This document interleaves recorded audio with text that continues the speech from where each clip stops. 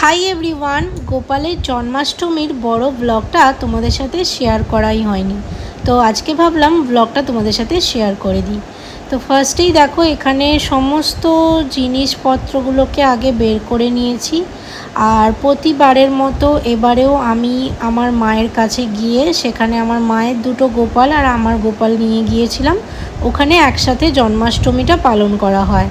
তো ফার্স্টেই গোপালের ভোগগুলোকে সমস্ত ঠিকভাবে সুন্দর করে সাজিয়ে নিয়েছি।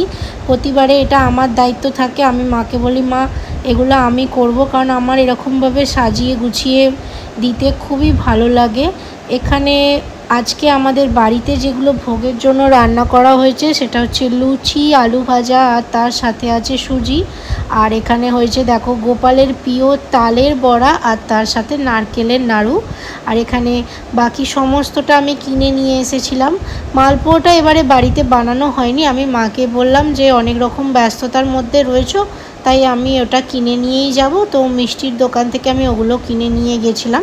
বাকি সব কিছুটা সুন্দর করে সাজিয়ে গুছিয়ে নিয়েছি। লাস্টে এবারে ফার্স্টে আগেরবার করেছিলাম কি স্নান করে তারপর গুছিয়েছিলাম, কিন্তু এবারে আমি সেটা করিনি। আগে সমস্ত কিছু পরপর করে গুছিয়ে নিয়ে তারপরে আমি ভেবেছিলাম যে স্নানের পর্বটা শুরু করব।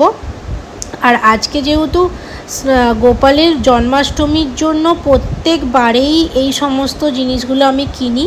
নর্মাল সময় জামা তো কিনেই থাকি, কিন্তু এই পুজো স্পেশাল দিনটার জন্য আমি হার, কানের, বাঁশি এগুলো সব কিনে থাকি।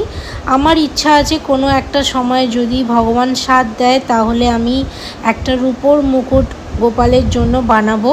ইচ্ছা তো খুবই আছে, জানি না কবে করতে পারবো এটা, বাট আমার খুবই ইচ্ছা একটা রূপোর মুকুট বানানোর আছে।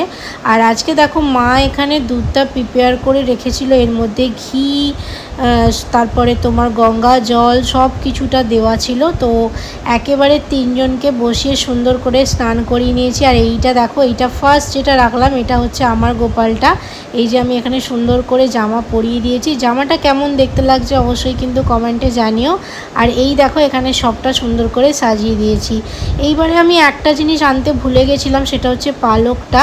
ময়ূরের পালকটা প্রতি বছরই দেওয়া হয়, তারপর দেখলাম যে না, মুকুটের মধ্যে ময়ূরের পালক অলরেডি দেওয়ার রয়েছে, তো খুব একটা খারাপ লাগছে না আই থিঙ্ক।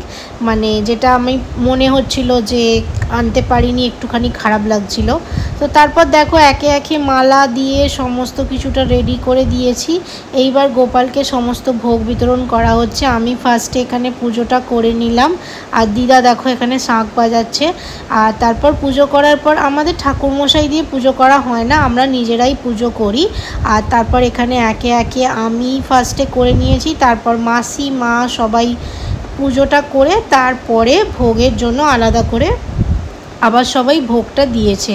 তো প্রতিবারের মতো এবারেও কিন্তু কোনো রকম কমতি কিছু রাখা হয়নি। আমার গোপাল সোনার জন্য যতটুকুনি করার প্রয়োজন আমি সেটা চেষ্টা করেছি, আমার যথাসাধ্য চেষ্টা আমি করেছি। তো তোমাদের এই ভিডিওটা দেখতে কেমন লাগছে অবশ্যই কমেন্টে জানিও। আর সাথে জানিও যে তোমরা জন্মাষ্টমীটা কিভাবে পালন করেছো। তো আমি প্রতি বছর এইভাবেই পালন করি, আর আমার ভালো লাগে এইভাবে পালন করতে। তো ফেসবুকে তো আমি এই ব্লগের পার্টটা অলরেডি অনেক দিন আগেই শেয়ার করেছি, কিন্তু ইউটিউবে অনেক দিন হয়ে গেল শেয়ার করা হচ্ছিল না কোনো বড় ব্লগ। অ্যাকচুয়ালি বড় ব্লগের জন্য যে পার্টিকুলার টাইমিংটা সেটা আমি করতে পারছিলাম না। আর দেখো সবার শেষে এখানে দিদা বরণ করে নিচ্ছে।